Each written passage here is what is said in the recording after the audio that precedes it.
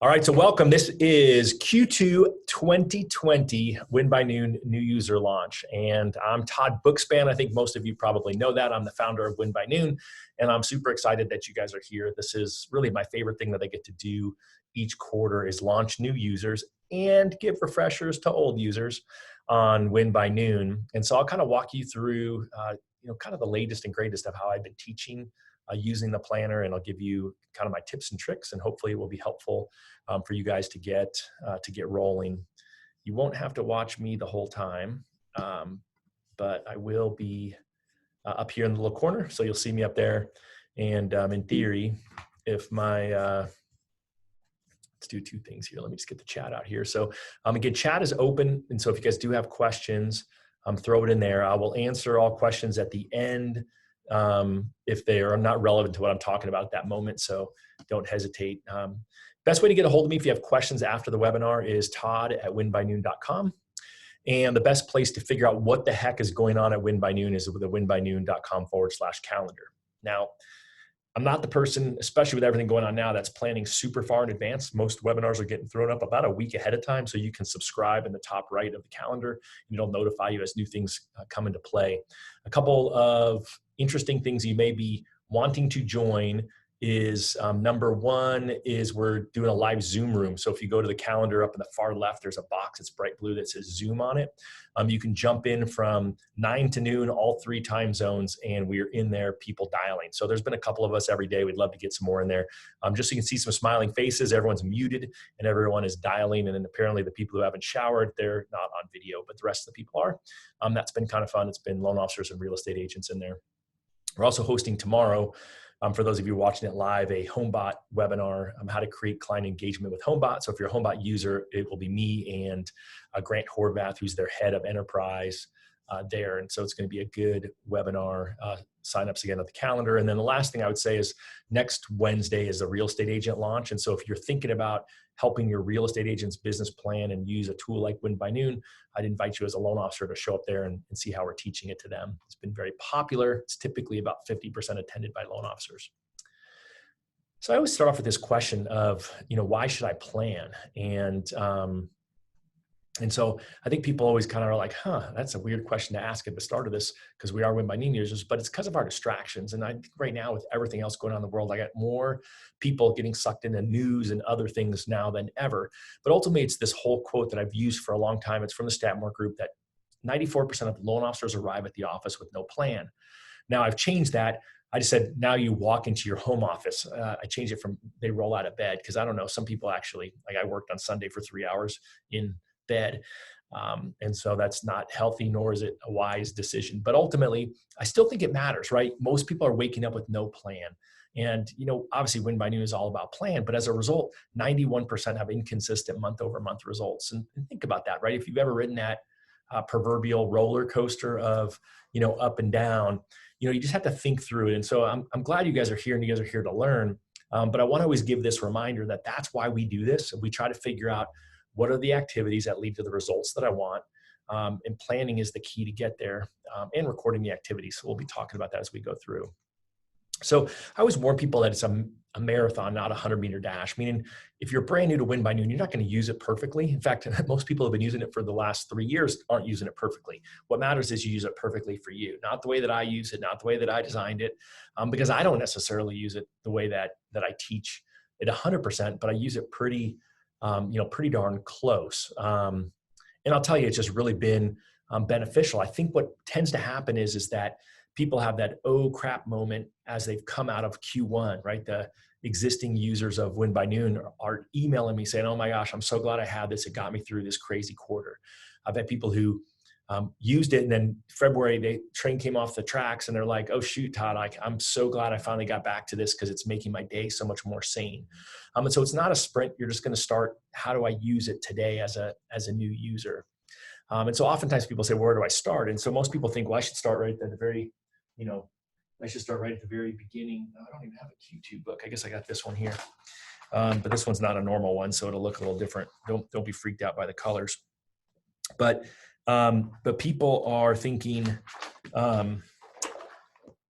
it's a patriotic edition for the American Warrior Initiative. people think they got to start right up here at the front. And it's a little bit overwhelming to start there. So in fact, instead of starting there, we're going to actually start one piece, one day at a time, which is just looking at a single day. So again, just open up your planner, just go to any page in there is fine. And we're going to just really start looking at a single day. So I'm just going to break it down, right? There's the spread of your planner, and we're just going to run through each section. So on the left, obviously you see that it's got a calendar. And again, some people will say, well, Todd, I don't use that section because I use my phone. But guess what? 100% of my appointments get into my phone calendar, but I write them onto my calendar so I can see visually what it is I need to do. And for me, that works really well. My planner sits out on my desk. I'm able to look at it. Someone calls and says, hey, Todd, can you talk to me Thursday at 3:00? I just flip to Thursday at 3:00. I look at it. I can do that way faster than I can get out my phone and go to Thursday on my telephone. So for me, that's the way I do it. And that's how most Win by Noon users use it. I have a few Win by Noon users who say, gosh, I put my ideal week into my phone and I actually record my time. What did I actually do? So like I've got a real estate agent who leads a team. They did 120 million, 130 million last year. And he actually records here every activity that he does. So they're supposed to lead gen every day from 9 to 11. And so he looks at his and says, okay, does it match up to my phone lead gen or not? And so he's using it as his accountability tool for himself. And then there's some people who frankly just don't use it because they say, I can live off my calendar faster. And I'm like, all right, cool. As long as that's accurate, go for it. If it's working, do it. And then at the top of the page, we've got the top 3 and what I'm grateful for. And if you've seen a lot of posts, Coach Bill Hart did a great post recently on recording your top 3, why it's so important. But if you follow any of the gurus of productivity, which, someday, hopefully I'll be one of those gurus of productivity. But if you follow all of them, they all have some name for this: top 3, vital 3, most important 3, pillar of 3, whatever they call it. But the bottom line is they all think this should be your 3 roles as a loan officer. So it could be lead generation, lead conversion. It could be client consultation, partner consultation, could be, loan structuring, loan scenarios. They think this should be whatever it is you do all day, every day, as a reminder that you literally write the same thing down every single day of the year to remind you that when you're at work, that these are your top 3 activities, so that that when you're not doing those things, you may be letting yourself down from a financial and productivity perspective. That said, the way most Win by Noon users use this is truly as, what are the top 3 things I have to do today, which is how I use it most of the time. So for me today, it says run, because I'm trying to get back in shape. I don't know about you, but this whole this whole last month of being crazy in the mortgage business and jumping in to help my team has thrown me a little off my health track. And then launch webinar, and then I've got some coaching calls after this. And so, those are my top 3 for today. And then gratitude is something that, again, as I was setting up Win by Noon for the first time and I was surveying producers of all levels, and I said, well, what are you doing right now for a journal? How are you planning? And the ones who were really into it all had something that had some type of gratitudes in it for every day. And so we put that in here. You'll see this is the early part of the day, and I'll show you the bookmark for the day in a minute. And ultimately what I challenge you to do is come up with something you're grateful for, every day that's different, right? Because I'm grateful for my family every day. I try to come up with something different that happened yesterday or that's going to happen today that I'm really grateful for. Because ultimately, if you start off in gratitude, there's so many studies that show you'll have just a better day, a better attitude, and ultimately be more productive. Now, here's where the rubber hits the road. Now, again, if you're brand new and you're using the launch edition, it's got the instructions in the front. If you're a returning user, or if you got it through some other way through your company or some other way, you've got a dated edition. It doesn't matter. The inside guts are the same either way. In fact, if I was really smart, I would have asked you guys that up front and had you put in the chat which edition you have, but it doesn't really matter. The insides are the same. The reason I'm bringing it up is because the definitions are in the launch, in the initial, the new user version has the instructions in there. If you're jumping in and you want a copy of those instructions, just email me. I'll have myself or Adam send you a copy of those instructions. But we start people intentionally with the launch edition because ultimately I know loan officers and real estate agents and insurance agents and anyone else who uses the planner kind of stink at reading directions, and it forces you to go through it. But it has the definitions for what all these calls are. I will briefly go over them now, but use that as a resource as you go over. So really all you'll be doing here is one of 2 things. in these boxes, right? You'll make lead calls, which is to someone who you are going after, right? Whether it's a warm or a cold lead, that's a lead you're trying to reach to get them to do business with you on the phone or via text or via messenger. But this is outbound, just an outbound reach out. Doesn't say that you connected with them. And then a client call is someone that actually is a client. So you're in process with them, you're in the approval process, you've already gotten their application, maybe they're in process, maybe they're a closed client. And then again, if it's a closed client from a year ago, now you're trying to refinance them, guess what? Now that's a lead call again, because you're calling them saying, hey, do you want to refinance? The first time, and then after that, when they say yes, because you're so good at your job, then they'll scoop back in and become clients again. And so you'll track those separately, or you might just track it with an X in those boxes. If you look at my planner, when I'm doing that, I'm calling an L for a lead, a C for a client, because ultimately in the end, it wouldn't be nice to know how many leads do I have to call in order to get an application. It just gives you that ability to be super nerdy with your data, or some people just want to know how many calls do I have to make in order to get a closed loan, and those folks don't differentiate the two. Same thing's true with the partner and partner prospect calls. So again, pretty straightforward. A partner is somebody that you actually currently work with and refers you business. And a prospect is someone who you are going after. That would be the lead on the referral partner side. And again, wouldn't it be nice to know how many times do I have to call partner prospects in order to get a partner to start referring me business? And this was something that was newer when we first came out with the planner. There was just lead and client calls and partner calls, and you didn't differentiate the L and the C for lead and client, and you didn't differentiate between a partner or partner prospect. But based on feedback from users, the people who are really into being nerdy like to separate them out. You'll also notice there's another other or. We've got people that use that for all different things. We've got branch managers who use it for recruiting calls. We have people who use it for overflow because they're making so many calls as it is of either their partner or their lead calls. We've got real estate agents who use it for door knocking. So again, you can use it for whatever you want, but those are just overflow boxes. So again, that's the reach out to people.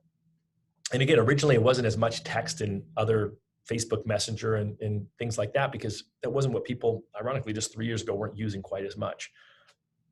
Quality conversations is just that. That's actually who do you connect with?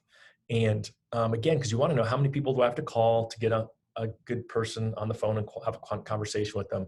Then how many of those conversations take to get a application, how many applications to take to get a closed loan, right? We're trying to figure out what are the activities that lead to the result that you all want, which is a closed loan. And so quality conversation is not, hey, it's Todd. Oh, I'm really busy, Todd. Can I call you later? Click. That's not a quality conversation. And I bring this up, especially if you start working with your real estate agents on it, because oftentimes they're trained in classes. Most prevalent is Bold from Keller Williams, where they go after contacts. So they do their 100 calls they're supposed to do. Someone answers the phone. Are you interested in buying or selling your home? Click. Just because the person said hello, they get to say that was a conversation. I don't believe that. I believe that what we're looking for is actually to talk to somebody. Like, we actually want to have a conversation. It could just be an appraisal update. Hey, just want to let you know your appraisal came in at value with no repairs. Could be just a conversation around what they're pre-approved for. It's just where you have some information that you're trading back and forth. And again, that can't be via text. It can't be like, hey, what's up? Not much. What are you doing? No, not much. Talk to you later, right? But again, we all have that where your client texts you and says, hey, is my appraisal in? You don't want to pick up the phone and call them. You're just going to text back, yes, it's in at value with no repairs. Do you have any other questions? No, that's perfect. Thank you very much. You know what? That's quality conversation. And so normally those are initiated by the client, because you're not being proactive. Those are reactive when they're done that way. But oftentimes I do find that there's more efficient ways for some of your clients to communicate with you. But those of you who follow me know all about the telephone. I think that's always the best, because you can hear people's hesitation. You can hear people's excitement. They can hear yours. And that's really the best way to build rapport and build relationship. Live meeting is just that. It's a live meeting, which we know right now you're not having too many of those, but you could be having live meetings on Zoom. And again, you're just going to write down the name of whomever it is that you're having those conversations or those meetings with. So for instance, I was a guest Monday with, almost 20 real estate agents in a Zoom conversation. They wanted someone to get on and talk about what was going on in the market. So they normally get together every week for lunch. And this guy who owns a couple of Keller Williams offices walks them through this leadership thing. And so this time they were all on Zoom, and, I've taught Win by Noon there once last year. it's a long drive. Guess what? It's super easy now for me to just jump on Zoom and have these conversations with people. And so again, that's where you're connecting with people in there. And, you know, technically there was almost 20 people, but it wasn't as many live conversations. The funny part was I got on there and what did I do? I saw people I knew. I went into chat on Zoom and I said, "Hey, Julie, how you doing? Hey, Steve, how you doing?" And so I went on and I said hello one-on-one to all the people and had some little side conversations while this guy was teaching. Yeah, probably not a good thing to be distracting people. But ultimately what I did was I allowed for me to converse with people in a way that I probably wouldn't have had the opportunity had it not been now. Oftentimes, again, your business is going to dictate, do you have more live meetings or more quality conversations? In our world, you know, I've got LOs who sit in an office all day and make calls. Guess what? They're all quality conversations. I've got a loan officer who sits out at a builder. Guess what? He's got way more live meetings. And so just keep in mind that there's no right answer to all these numbers. The whole point of Win by Noon is it's not one size fits all. It's to help you figure out which size fits you. And then the next part is the lead piece, right? So we've got the leads. And again, that's just really a place for you to put this. Now, obviously the best practice is to get it out of here and get it into your CRM. But what I found is Win by Noon users would tell me, hey, the best thing for me of Win by Noon is that I don't lose my leads anymore. And I'm thinking to myself, that's crazy. Like, you're a branch manager. You should be leading the way with using your company CRM. But ultimately it's just easy when it's open to write that lead down. And then these X boxes are for whatever you choose. Hey, one would be got into CRM. The other would be, I got their application. It could be I called and thanked the referring partner, whatever that is. But ultimately, that's just a place to keep your leads. And then for me, mine would just be a big X through it once it got into CRM. And then here's kind of where the rubber hits the road. Here's where we're going to start looking at the totals each day of our activities. Now, why do we total it up daily? Because it's a whole lot easier if you just spend the 2 seconds at the end of the day calculating the numbers. So at the end of the week, when we total it up, and the end of the month and the end of the quarter, you're not having to work quite so hard. And then there's a couple of things that matter here. Number one is you'll see that as we look over at the daily activity totals, we got a white box for the total calls. Why do we do that? I already mentioned it. We switched it up over the last couple of years. And so some people who are the old school original people only track it with an X in there. And so they're just going to use the white box to total theirs up. Other people are tracking them separately, and then they'll obviously track them separate in down here, total them separate, and then total it up. And then you'll notice a couple of other things down here that weren't up top, right, on an activity perspective. One is partner prospect meetings.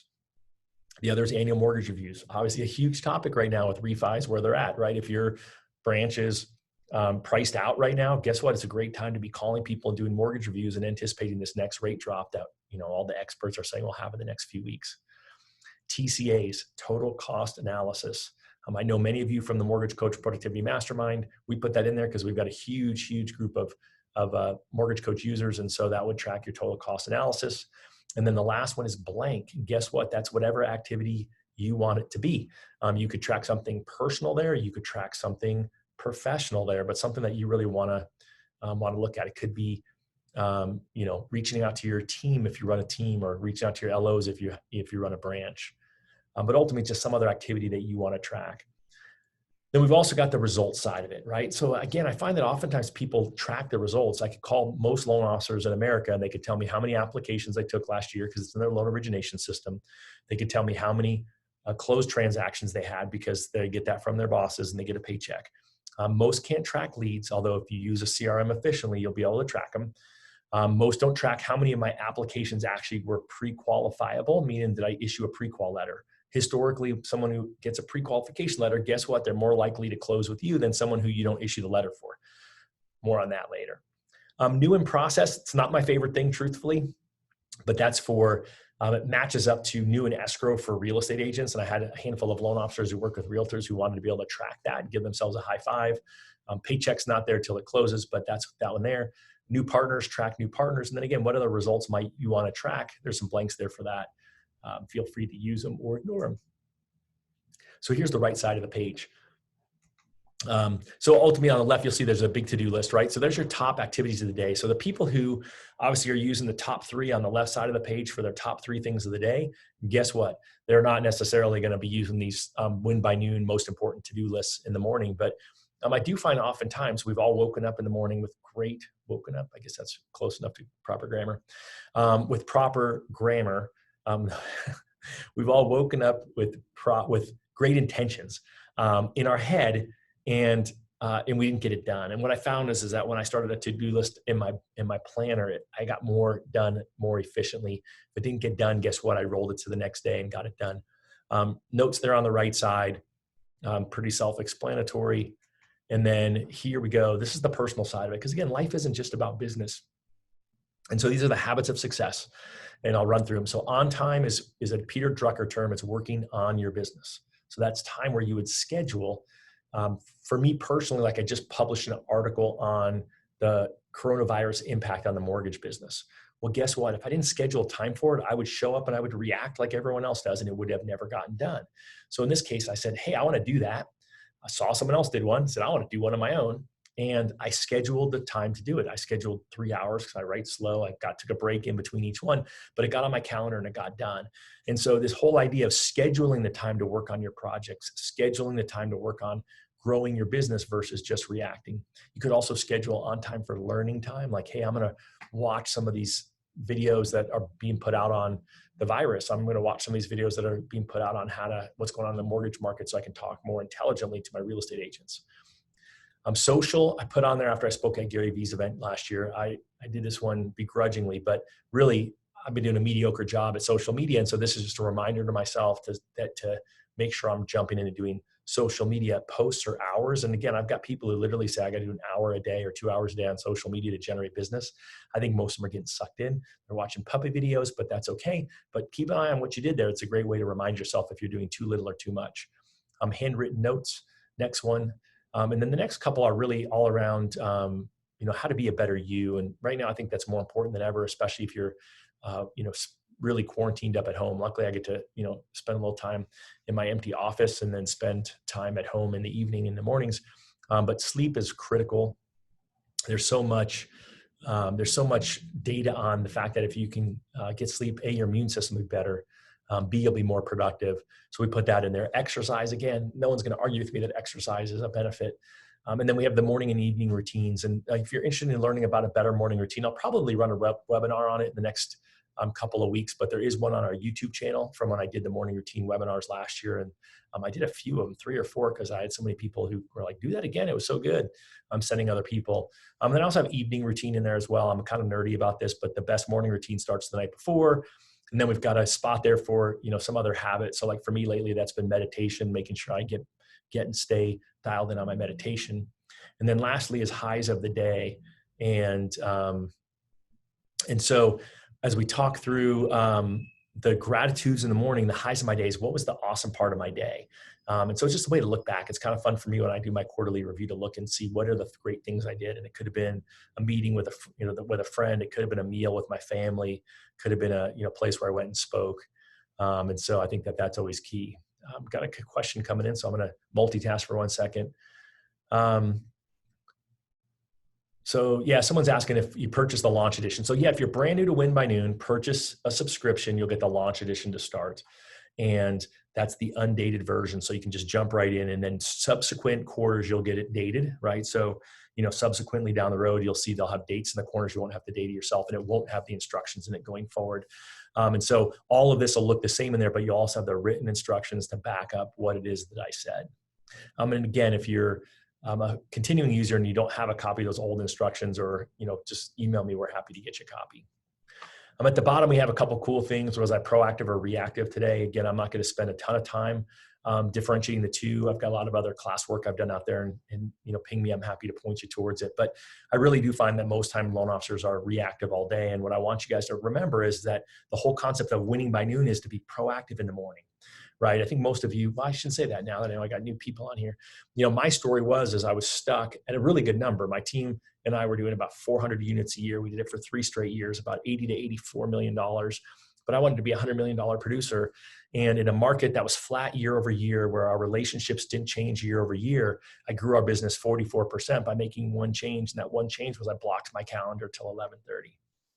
And so, of course, everyone's like, but it's called Win by Noon. Well, it sounds a whole lot better than Win by 11:30. But all I did was block it off so no one could schedule anything for me. And I forced myself to do the activities that I'm actually going to walk you guys through in a few minutes. I'm going to run through the ideal week, and I'll tell you why when we get there. But ultimately, what I found was I used to get in the morning. I would figure out what came in on my phone, texts and emails and phone calls, and then I would react to that. And then I would never get to that to-do list, like those most important things. And so this is a reminder to you and to me every day. Was I proactive or reactive today? Did I do those things that I wanted to do intentionally first before I reacted? You still have to react. You still have to do those other things. My question is, did I have to do it first before I did those most important things? We'll walk through what those look like in a minute. And then did I finish and win before afternoon? Again, a lot of people are like, well, I'm an afternoon person. Great. Statistically, 80% of you are more early morning and mid-morning people, and 20% of you are afternoon people. And the bottom line is unfortunately, even if you're an afternoon person, you get more energy in the afternoon, you still have to do your tasks in the morning. You're still getting to work before noon. And so I would just tell you, get those things out of the way first and then move on.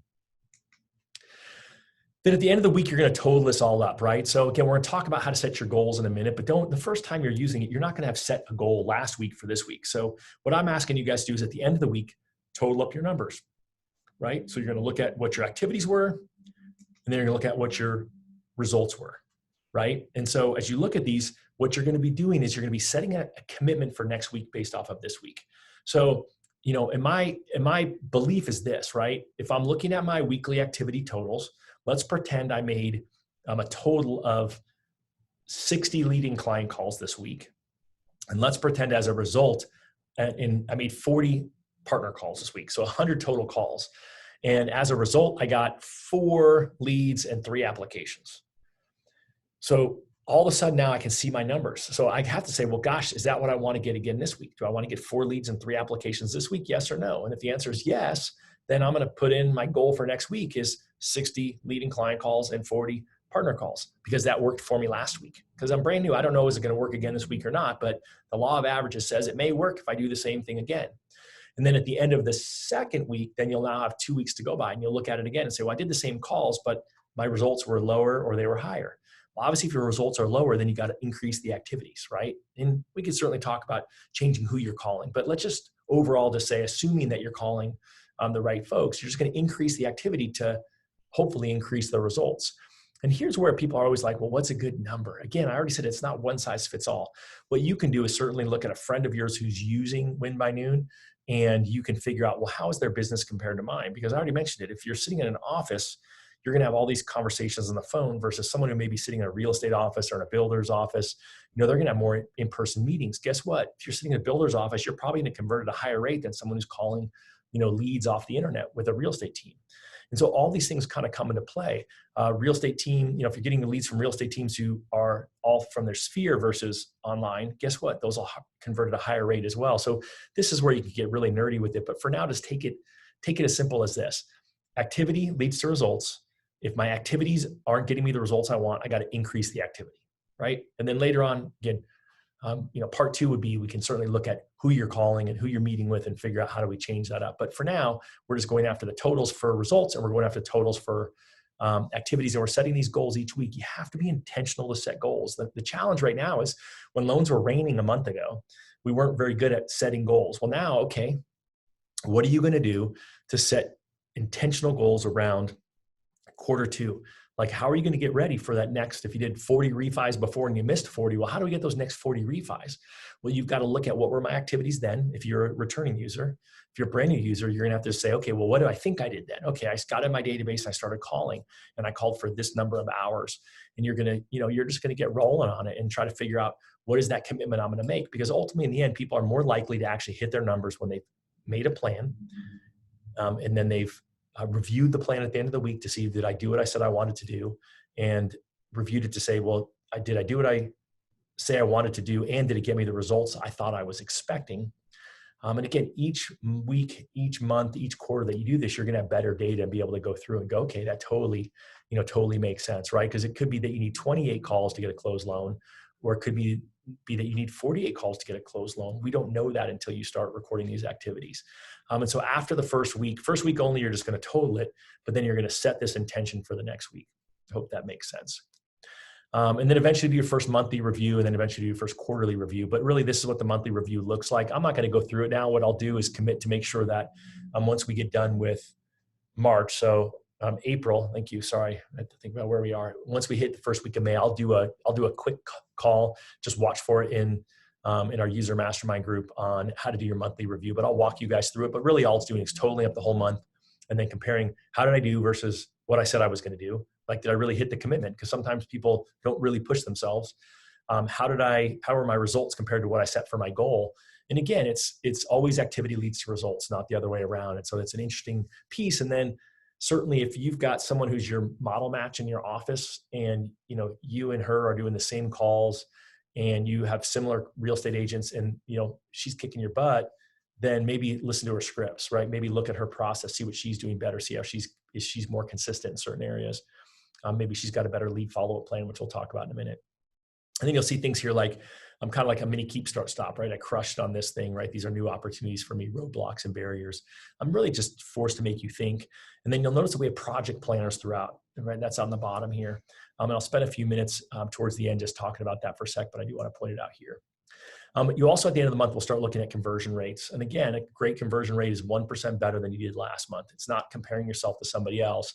You're just looking for that continuous improvement. So we've got some different ones in there, and there's some blanks you can come up with your own. But ultimately, we picked the ones that people wanted to use the most. Now, we're going to talk about the ideal week for a few minutes. Now, the ideal week is I would say it's the number one concept that I've taught to, I think, real estate agents and loan officers. But from a loan officer perspective, this in one of my scripts that I'll give you in a minute, really have been the two things as I've traveled around over the past 2 years teaching and speaking that I get the most positive feedback about. People say, gosh, you know what, I fought you on that. Like I just got another email today from someone who's like, Todd, thank you for pushing me and making me do it the way that you say, because now I'm getting the results. It's so hard to build these habits, to build this muscle. But what I'll throw at you is this ideal week. Now, some of you are already doing this reactively. Some of you are doing this inconsistently. So if you're already doing it and you're doing it consistently and it's working and your results prove it, keep doing it how you're doing it. But my guess is you can maybe tweak what you're doing slightly to this. I'm going to pick different days of the week for things. I don't care what day you do it. This is when I did it. I'll explain why as I go through it. But as long as you're doing these things consistently, it doesn't matter what day of the week you do it. You can, if you're not that busy right now, you can stack 2 of them in one day. But I'll just tell you, it makes it a lot easier because even though it's win by noon and I block off my calendar every day from 9 to noon, it's a whole lot better when you get it done in 30 or 45 minutes. And some of these days happen that fast, and other days take the full 3 hours. It was really rare for me. Even when I was taking 45 to 60 loan applications a month, closing 20 to 25 transactions or more in a month, I was still able to knock this out in the morning. And I'll give you kind of the excuses of when I didn't and why that happened. And so the ideal week just goes on your calendar. So if you look at my personal ideal week for this week, again, it's not overly filled out. Now, excuse mine because mine has Red Friday on there because it's a military-based one. But it's literally I just wrote on here what my week looks like. I'm going to dial every morning. It's got my webinars that I'm doing on here. It's got my webinar I'm doing tomorrow. It's got my team lunch I'm hosting virtually on Friday. And it's got my mortgage coach call on Friday that I'm doing. So this is just at the big blocks of my week, right? These are the things that I want to be looking at ahead of time. And so I remind myself not to schedule anything in during those times where I'm most productive. And so here's how I design out my ideal week. Don't shoot the messenger when I say this, but people get into the loan business to set their own hours, and that is the exact reason they fail, right? So again, if we were teaching this live, I would ask, hey, who here had a job in high school? And someone would raise their hand and I'd say, well, what was it? And it's inevitable. It's fast food or something like that. And I'd say, awesome. Did you have a schedule? And they would say, of course. And so and I'd pick on them and I'd have them walk me through what their day looked like. I said, awesome. Well, how about as a loan officer? What does your day look like? Do you have to get in there at a certain time? Nope. Is anyone telling you what you have to do?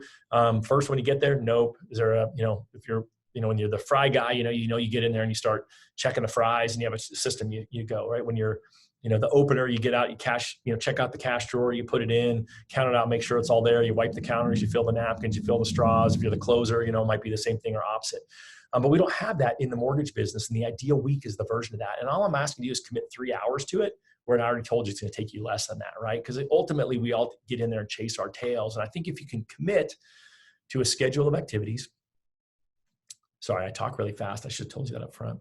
When you commit to a schedule of activities, you're infinitely more likely to actually achieve what it is you're going to do, because what gets scheduled gets done. And so here's what it looks like and this looks almost even a little too overdone for me. But if you look at mine would have said before, drive G to school. It's Giselle, my daughter, who's sitting over there, who's 17, who's not in school. She's doing video classes. But I would drive her to school every morning at 7:30. And then I would have my 8:45 team call. And then from 9 to noon, we blocked off every day for dialing. And then everything else in the afternoon would be reactionary and built after that. So you'll build your own version of this out.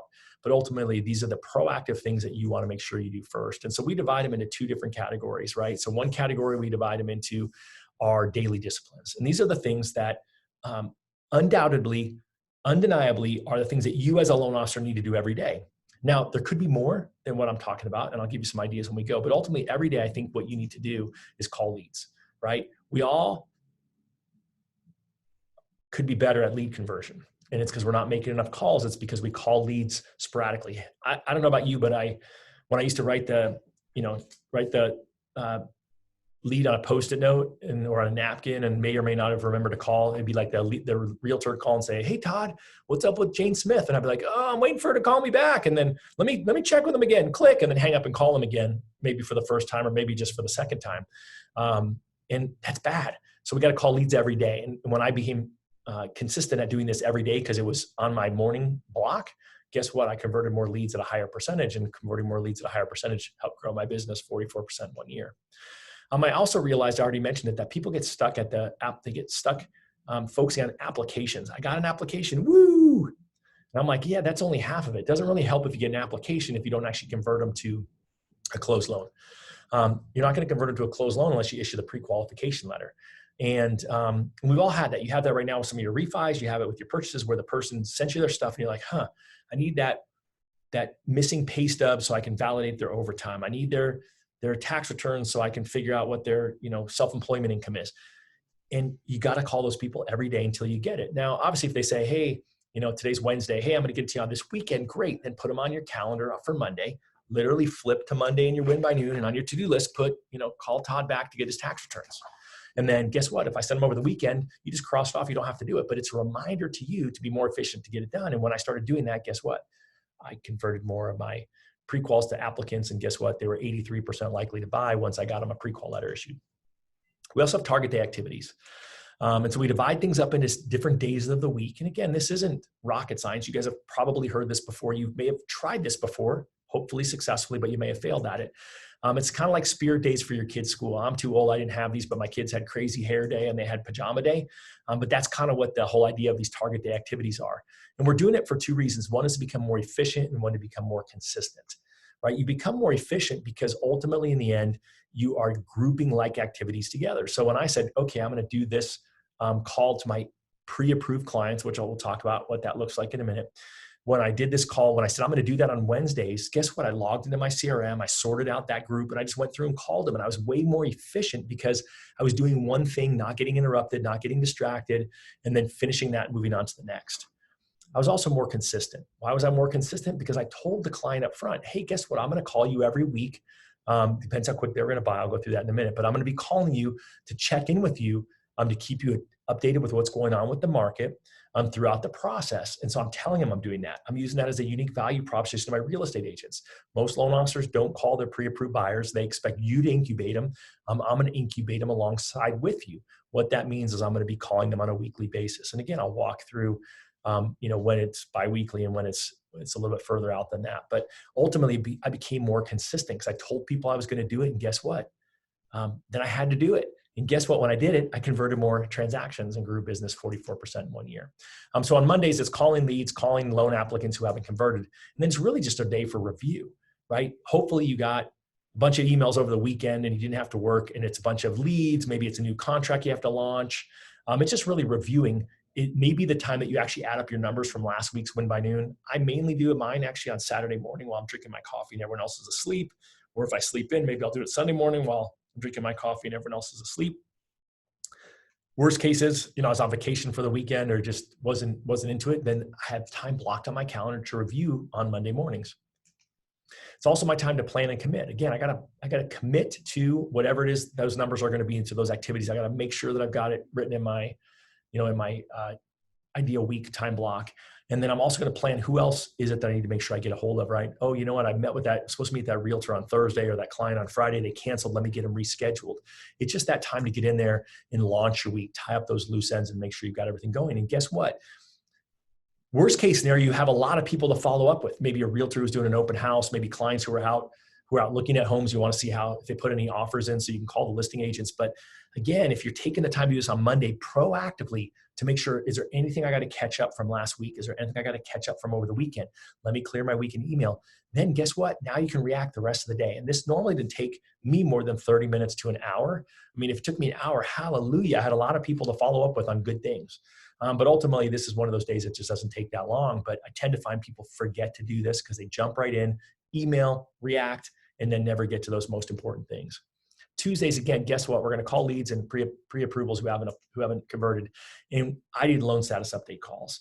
And again, I want to do them on Mondays, but my wife said no because she ran operations and that was too much work for them. If underwriters were underwriting over the weekends to make sure everything was updated in the system, we did it on Tuesdays. I also think Tuesdays works because there's a lot of holidays that are Mondays. And then I found that people were skipping it when they were doing them on Mondays and saying, oh, let's catch it next week. And again, the reason I'm more consistent when I started doing this was once I told a real estate agent and a client and the listing agent, hey, I'm going to call you every Tuesday with an update on your file. Guess what? I had to do it or I was never going to get their future business. Guess what? Made me more consistent because I made that commitment. That's why this stuff works. And so ultimately what are you going to do? You're going to call the client, the buyer's agent, the seller's agent, transaction coordinator. He or she knows what's blowing up. Great person to have as your friend. And then you're just going to tell them what's next, right? Hey, your file just went into underwriting. I expect to have it out on Thursday. Hey, your appraisal was ordered and we're supposed to have it back on Monday, right? You're just telling them what's next because that's the number one thing that people want after communication is to know what is the next thing I should expect in this transaction. Wednesday, leads, loan applicants who haven't converted, right? What are you going to do? Pipeline production day, right? Why are we doing that? Because your clients have an internet addiction, right? We know this. It's like, Loan Officer 101, your clients are going on to those websites. They're getting sucked into somebody else's net and that other realtor has something. Guess what it is? It's another loan officer. And guess who it is? It's not you. And so ultimately you've got to call your pre-qualified clients to make sure that you are keeping them from getting sucked into somebody else's web. And remember, most real estate agents are very good at this. And so therefore, you're thinking they're incubating their clients, they're not, and therefore that client's going to go off and you're going to both lose that transaction. And so really you're just going to give them rate and market updates. Super makes sense now, right? If you've got FHA and VA borrowers, down payment grant borrowers, jumbo borrowers, any of those that may be impacted at your company, it's an easy conversation to have with them if they're pre-qualified. Hopefully you've already let them know that there's challenges. Again, program updates, holiday calls are my favorite. There's 9 holidays a year, like Labor Day, Memorial Day, where you're calling ahead of time and just saying, hey, what are you doing for Memorial Day? Oh, I'm going to the lake with my kids. Great. Write that in your CRM. So when you call them next time, you're going to say, how is the lake on with your kids? Right? These are great ways to build rapport because relationships matter. If you can be the person that they like, guess what? They're less likely to price shop you and go somewhere else. And then my favorite script always is just checking in. I always put this in here, even though this is from my real estate deck, is I actually tell realtors to remind them who their lender is. And they all laugh if I'm in a big room, and it's the biggest laugh I get because they don't think you guys are good at this. They think you guys stink at this, so they think they've got to be the one pulling them over the finish line. And so, of course, when I teach to you guys, I say remind them who their real estate agent is. And again, it's true. Unfortunately, they don't do a great job of communicating and keeping their clients with any kind of consistency, right? They may do it when they think about it, but they're not consistent with it because they haven't built it into a calendar because what gets scheduled gets done. Then I'm going to tell them what's next. I'm going to call people who are buying within 30 days every week. I'm going to be calling people who are buying in 60 days every other week, and I'm going to call everyone else every 3 to 4 weeks. And so again, in Arizona doing loans, people would come to town for spring training, obviously not this year, come for the Phoenix Open. They come for just being snowbirds and they're renting a house and they're going to buy next year. So we might have people who applied in January, February who might not come till next year. And we still checked in with those people. And guess what? They still bought with us. But almost never, really, really rarely did the real estate agent who had referred them over to us had kept in any contact with them until we said, hey, by the way, this miss are coming back this next month. Have you checked in with them? No.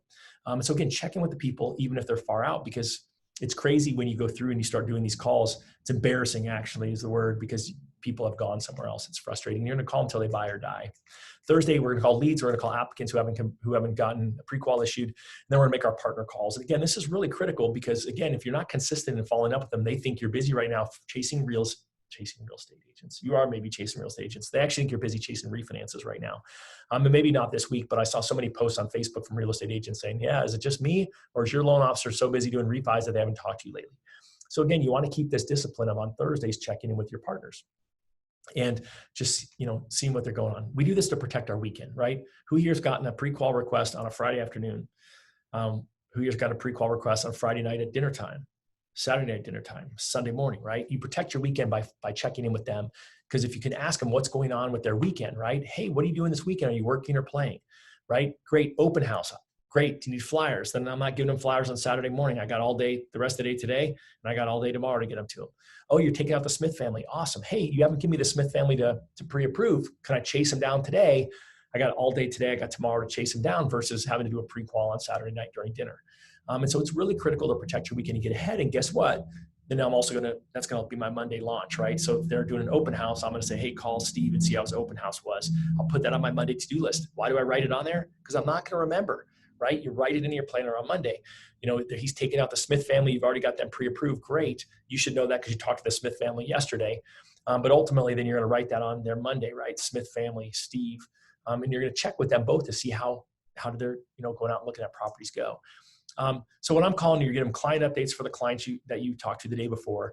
Again, you're talking about those weekend plans, and then you're going to make those same stinking holiday calls, right? Again, if you're calling them every 3 weeks, I don't know what the next holiday is because I'm a little bit lost on time.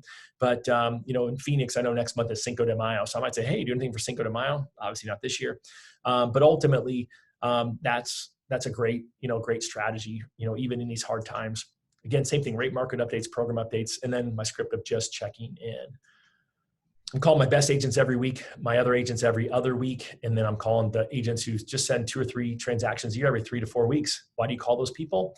You call them because they send you 3 to 4 transactions a year that close because they're the ones who are coddling them and they're handing them to you like this. And then those are the ones that convert at a super high rate versus maybe the super busy agent who sends you, 12 internet leads a month, but only converts 1 or 2. Right? These are the people you got to make sure you keep in touch with. And guess what? They're also easy prey for someone else who isn't checking their statistics, who isn't worried about them not selling a lot of properties. I know friends who've made $1 million careers out of focusing only on those agents who do a few deals a year. Friday, we made it. We're going to call our leads again. Yep. Call our loan applicants who haven't converted. And then really what we're going to do is we're going to do a weekly wrap up. Really just making sure that we get through this week and we've tied up all our loose ends. Just like I said on Monday, if we had someone who canceled a meeting, we're going to get that meeting rescheduled. If there's somebody who is supposed to be going out shopping with a realtor this week and you're still waiting on those pre-qual stuff, even though I already had called them, now I got to update the realtor. I got to get a little pressure from him or her to help me get that stuff in. But it's really whatever loose ends you have, get them tied up. Again, your clients have an internet addiction. And so you got to be wary of this piece, right? We know Zillow's got a mortgage company. We know Remax has Modern Mortgage. We know Keller has Keller Mortgage. We know everyone has their own mortgage company. You've got to be doing annual mortgage reviews. And Friday was a great day for me to do them. Right now, I've got some people who are committing to do 2 or 3 a day. I've got some people who are committing to do an hour a day of mortgage reviews, meaning I'll just make as many calls until I get a hold of people. Whatever that looks like for me, I did it on Fridays. And it was great. You all know that I'm a big fan of Mortgage Coach. I don't own any Mortgage Coach. I'm just a fan. So I would suggest doing it with that. What about weekends? Again, I have a lot of LOs right now who are working at least on Saturdays because of the refis. I have a lot of LOs who at the beginning of the year were just working on Saturdays to do lead conversion, lead generation, thinking they were more likely to get a hold of their folks. So I like you to take the day off. That's why we're working hard Monday through Friday. Most likely you'll skip this, right? This is the upfront goal part, but it is in there. So just keep that in mind, right? We're looking at this as a goal planning tool. And if we were just starting off 2020, I think you could still go back and do this. Say, okay, based off my production for Q1, what do I want to do for the next, for the whole year?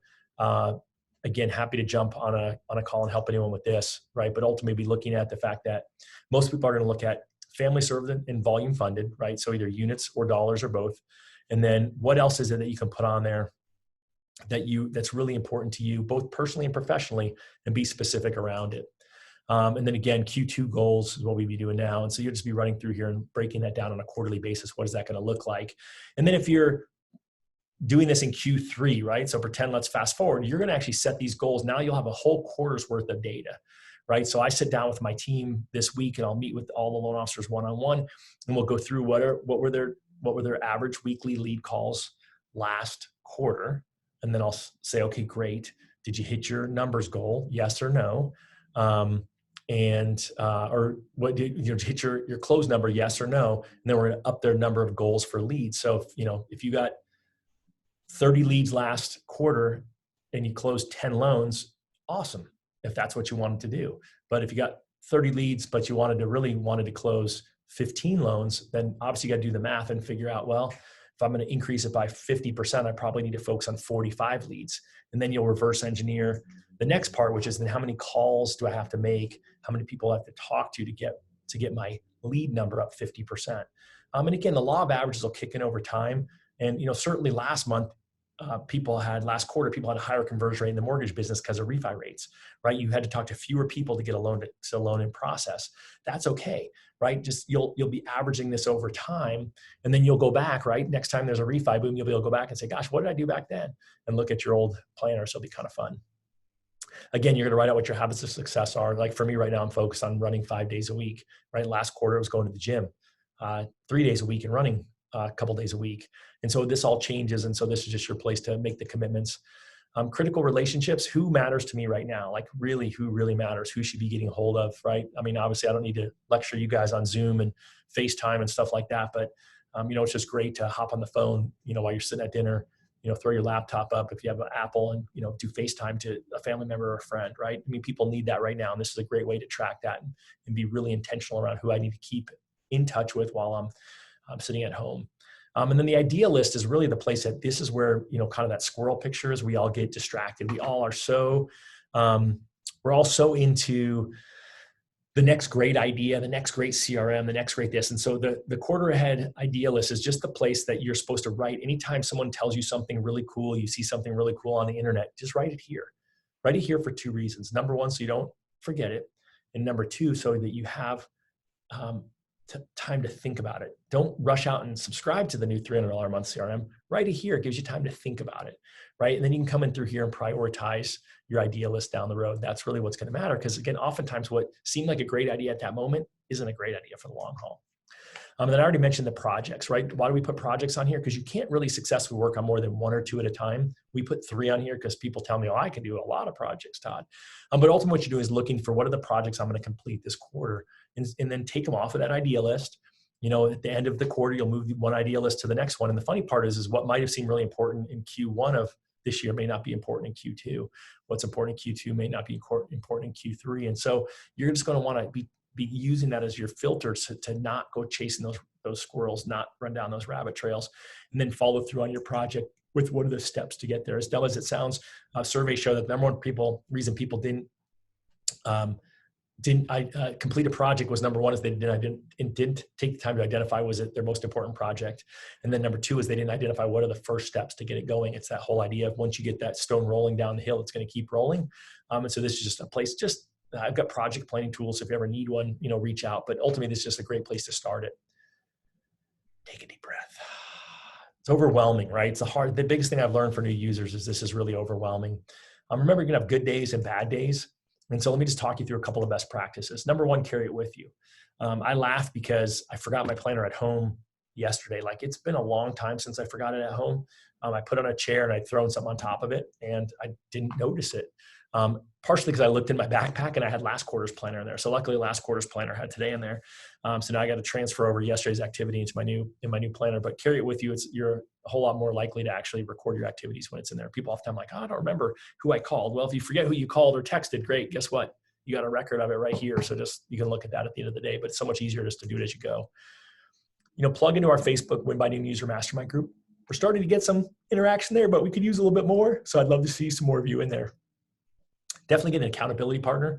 We're currently running, it's free, a 5-week challenge inside of the Win by Noon User Mastermind group on Facebook.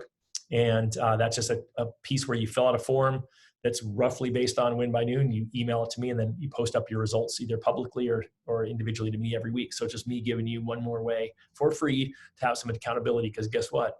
Accountability gets results. it's a 5-week challenge this time just because of how the months fall. But yes, we're doing that. We also have a real estate agent version of it too. So if you invite your favorite realtor along, that's awesome.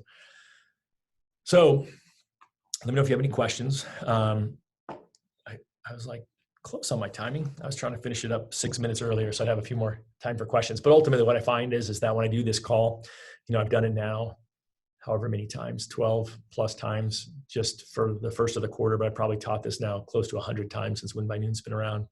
And I tend to find that if I do my normal full through, that I don't have a lot of questions now, but you'll have questions later. And so a couple things to throw out there. Number one is obviously todd@winbynoon.com. That's how you reach me. Number two is check back to that calendar frequently. I'm really going to do a great job in my mind of implementing, great job in actuality of implementing the webinars that, over this next coming weeks. My goal is to do 1 or 2 a week. And again, just know they're not going to be up there, for, June this week. They're going to be up there for this week, next week. So just keep checking back there. I'll do my best to keep posting it into our group.